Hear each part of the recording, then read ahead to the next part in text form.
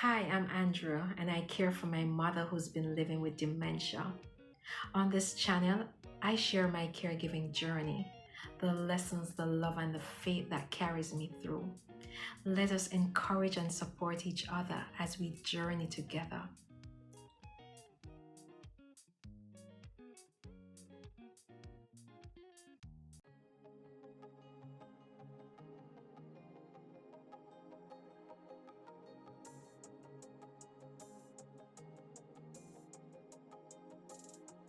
Hello to all my YouTube family and friends.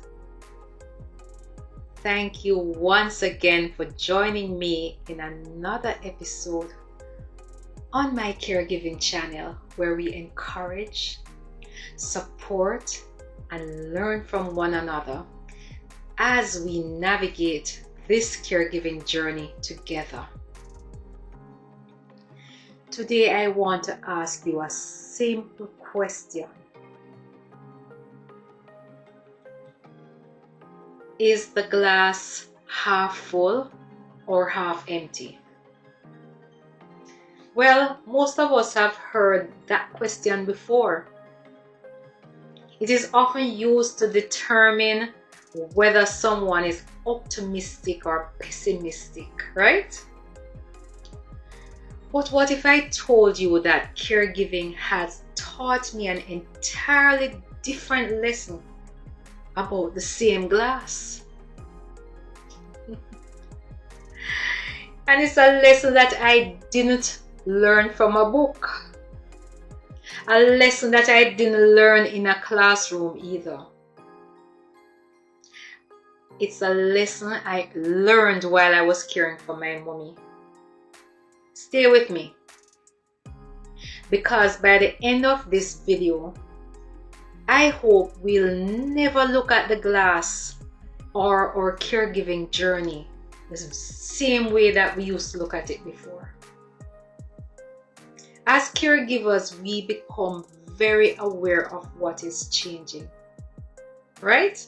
We notice the things that are no longer possible. The things that take longer to do. And in my mommy case, the things that have been forgotten. The things that have been lost. And if we're honest, those losses can be painful. Recently, however, I found myself sitting quietly and reflecting on mommy. Not on what she used to do. Not on what dementia has taken away from her. But on what she can still do. And suddenly, my whole perspective shifted. You see, I realized that every day I am presented with a choice. I can count what has been lost. Or I can count what still remains. I can focus on the empty part of the glass, right? Or I can give thanks for the part that is still full. The truth is, caregiving often trains our eyes to notice the decline. We become experts at tracking changes. Expert at documenting losses. Culprit for that, me. Expert at recognizing what isn't what it used to be. But gratitude invites us to become experts at something else. Just recognizing our blessings. And sometimes those blessings are hidden in plain sight. Yes, blessings come in the form of a smile, a laugh, a familiar expression, a shared memory, a moment of connection, a hug, a hand squeeze, even a prayer, mommy saying a prayer for me. Or it might be even having a peaceful day. Things that once seemed ordinary suddenly becomes treasures. And perhaps that's why God keeps reminding us throughout scripture to give thanks. Not because life is perfect, but because gratitude helps us to see what God is still doing. Please don't misunderstand me. This isn't about pretending the difficult days don't exist at all. No, they do. They do. And they get more difficult every day. This isn't about denying the heartbreak that we feel when we see our loved ones not being able to do the things that they normally used to do. It is real. This isn't about ignoring the exhaustion that we feel, the frustration, the sadness that we go through, or the uncertainty. We feel all of these things, and trust me, we feel them. They're there. But faith teaches us that two things can exist at the same time. Yes, we can grieve what has been lost and still be grateful for what remains, right? We can acknowledge the struggle and still celebrate the blessing from everything. And we can shed tears, but yet still have hope. And our hope is rooted in God. At least my hope. Because while we often measure possibilities by what we can see, God measures possibilities by what He can do for us. So when we see the limitations, God sees opportunities. When we see the obstacles, God sees possibilities. We see what remains. God sees what can still become. Think about it. Throughout the Bible, God repeatedly used things that appeared insufficient. We knew of a shepherd boy called David that defeated Goliath the giant. A little oil sustained this widow. Yes. Remember she sent to our neighbors for different containers? Yes. A few loaves and few fishes fed a whole multitude. Dry bones became a living army. Again and again, God demonstrated what appears inadequate in human hands, more than enough in His hands. And maybe that's the lesson for us.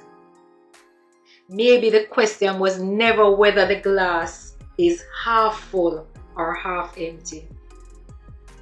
Maybe the better question is this: what happens when we place the glass in God's hands? Yep, because God's hands, half full, does not mean limitation at all. In God's hands, what seems impossible is merely an opportunity for Him to demonstrate His power. And I love hearing those testimonies. Yep, I do. In God's hands, hope grows. Strength is renewed. In His hands, peace returns. And purpose remains. Today, I am thanking God for what Mommy can still do. Seriously. I thank Him for every smile, every laugh, every good day, every moment that I'm able to connect with her. Every reminder that there is still life within her, still purpose, and still value in the season. And perhaps that is my challenge to all of us today. So instead of asking, what has been lost? Ask what remains. Instead of counting only the hardships, count the blessings. Yeah, count them too. Instead of focusing solely on the empty part of the glass, let's thank God for what is still inside the glass. You may be surprised by how much hope you find there. And if the glass feels almost empty today, please remember this. We serve a God who specializes in filling empty things. He does. He fills empty hearts. He gives strength when we feel empty. He gives hope when we feel empty. He provides the resources, gives possibilities. Our God has never been limited by what appears to be lacking in our lives. So let's keep trusting Him. Let's keep believing. Let's keep loving. Let's keep showing up for our loved ones. Because God is still working, even in places where we cannot see it yet. Thank you so much for spending this time with me today. And if this message encouraged you, please like, share, subscribe, and leave a comment below. I would love to hear what your half-full blessing is today. You know, as caregivers, we seriously often become historians of loss. True. We remember every ability that has faded, every change. We document every decline. But perhaps God is inviting us to become historians of grace. Let's start recording every blessing that remains, every mercy that shows up, and every moment He carries us through.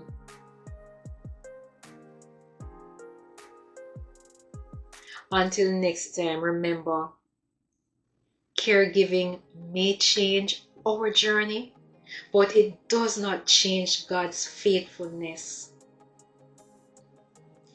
Take care of yourself, take care of each other, and never lose sight of the hope that remains. God bless you.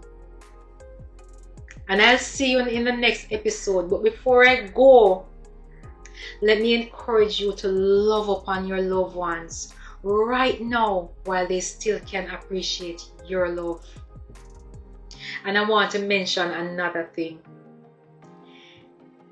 This whole episode came out of a friend of mine reaching out to ask me, how is your mother? And then the whole thing started. Wow, why am I looking at the things that mommy cannot do? Why not focus on the things that she can do? Try that now. Try that with your loved one today. Thank you, Elizabeth. Thank you for that motivation. See you all next time. Walk good. Goodbye.